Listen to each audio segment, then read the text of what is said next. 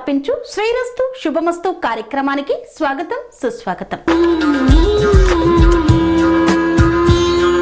ప్రకృతి రమణీయత మధ్య అద్భుత నిర్మాణ శైలిలోని ఆలయం, పర్వతాల మధ్య ప్రతిధ్వనించే మంత్రధ్వనులు, కలియుగాంతంలో లేచి రంకెలు చేస్తాడని భక్తులు నమ్మే బసవన్న, కాకులకు ప్రవేశం లేని ప్రత్యేక ప్రాంతం, పర్వత సానువుల్లో నుండి వచ్చే వింజామరలతో మది పులకింపచేసే మహత్తర ప్రదేశం, ఆ ముక్కంటి శివయ్య ఉమామహేశ్వరుడిగా కొలువైన పరమ పవిత్ర క్షేత్రం యాగంటి.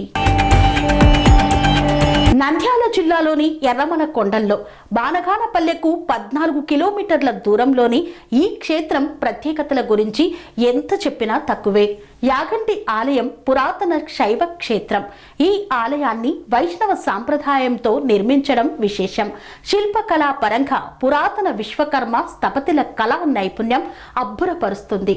ఒక్క మాటలో చెప్పాలంటే ప్రకృతి తన అందాల నడుమ, భక్తి చరిత్ర, ఆధ్యాత్మికత ఒకే చోట మేళవించిన అద్భుత క్షేత్రం యాగంటి. పురాతన చరిత్ర ప్రకారం యాగంటి ఆలయ ప్రాంతాన్ని పల్లవులు, చోళులు, చాళుక్యులు, విజయనగర రాజులు పరిపాలించారు. యాగంటిలో ప్రధాన గోపురం 5 అంతస్తులు ఉంటుంది. 15వ శతాబ్దంలో హరిహర బుక్కరాయలు ఇక్కడ ఆలయాన్ని నిర్మించారు. ఈ గోపురాన్ని దాటగానే రంగమండపం, ముఖమండపం, అంతరాలయం, గర్భాలయంలో లింగ రూపంలో ఉన్న ఉమామహేశ్వరుల రూపాలు దర్శనమిస్తాయి. వాస్తవానికి ఇక్కడ అగస్త్య మహాముని వెంకటేశ్వర స్వామి ఆలయం నిర్మించాలని తలపెట్టాడని చెబుతారు. కానీ ప్రతిష్ఠ చేయాల్సిన చోట వెంకటేశ్వర స్వామి కాలి బొటనవేలు గోరు విరగడంతో ప్రతిష్ఠించలేదు. నిరాశకు లోనైన మునీశ్వరుడు శివుడి కోసం ఘోర తపస్సు చేశాడు. శివుడు ప్రత్యక్షమై యాగంటి స్థలంలో కైలాసాన్ని పోలిన శివాలయాన్ని నిర్మించాలని ఆదేశించాడు. ఎక్కడ లేని విధంగా ఈ క్షేత్రంలో ఉమామహేశ్వరులు ఏకశిలా రూపంలో భక్తులకు దర్శనమిస్తారు. ఇక్కడ సహజ సిద్ధంగా ఏర్పడిన గుహలు సైతం ఆశ్చర్యాన్ని కలిగిస్తాయి. ఈ గుహలోనే వెంకటేశ్వర స్వామి కొలువు తీరారు.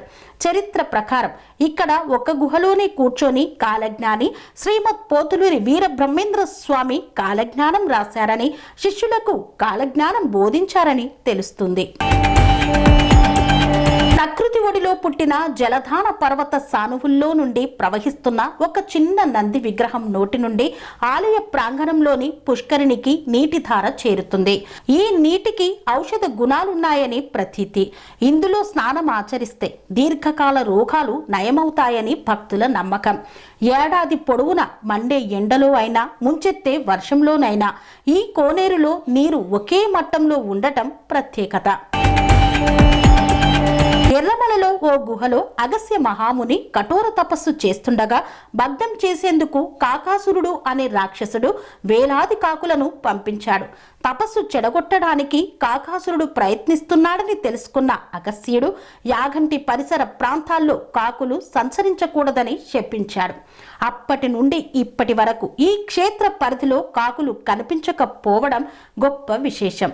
వీర బ్రహ్మేంద్ర స్వామి తన కాలజ్ఞానంలో యాగంటి బసవయ్య గురించి ప్రస్తావించారు. యాగంటి బసవయ్య అంతకంతకు పెరిగేను, కలియుగమున యాగంటి బసవయ్య సజీవంగా వచ్చి రంకెలు వేసేను అంటూ కాలజ్ఞానంలో చెప్పినట్లు ఇక్కడి చరిత్ర ద్వారా తెలుస్తుంది. మొదట్లో ఈ విగ్రహం చిన్నగా ఉండేది. ప్రతి 20 సంవత్సరాలకు 1 అంగుళం మేర విగ్రహం పెరుగుతోందని భారత పురావస్తు సర్వే సంస్థ కూడా నిర్ధారించింది. గతంలో విగ్రహం చుట్టూ భక్తులు ప్రదక్షిణలు చేసేవారు. నంది పరిమాణం పెరగడంతో ఆలయ సిబ్బంది ఇప్పటికే అక్కడ ఒక స్తంభాన్ని తొలగించారు. ఇప్పుడు నంది విగ్రహం చుట్టూ ప్రదక్షిణలు చేయడానికి అవకాశం లేదు.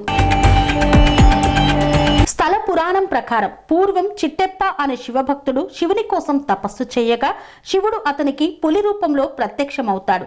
అప్పుడు చిట్టెప్ప ఆనందంతో పులి రూపంలో ఉన్న శివునినే కంటి అని అరుస్తూ నృత్యం చేశాడు.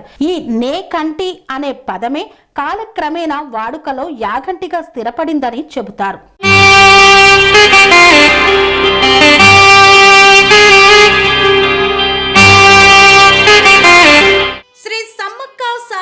జ్యోతిష్యాలయం శ్రీ సమ్మక్క సారక్క దేవతల ఆరాధనతో మంత్రసిద్ధి, వాక్సిద్ధి పొందిన కోయకురువు పి లక్ష్మణ్ రాజ్ గురూజీ. ఈ సృష్టిలో దైవశక్తి ఉన్నది ఎంత నిజమో దుష్టశక్తి ఉన్నది అన్నది కూడా అంతే వాస్తవం. మనకు తెలియకుండానే మన చుట్టూ దుష్టశక్తులు తిరుగుతుంటాయి. మనమంటే గిట్టని వారు, మన ఎదుగుదల నచ్చని వారు మనపై ఎన్నో ప్రయోగాలు చేస్తుంటారు.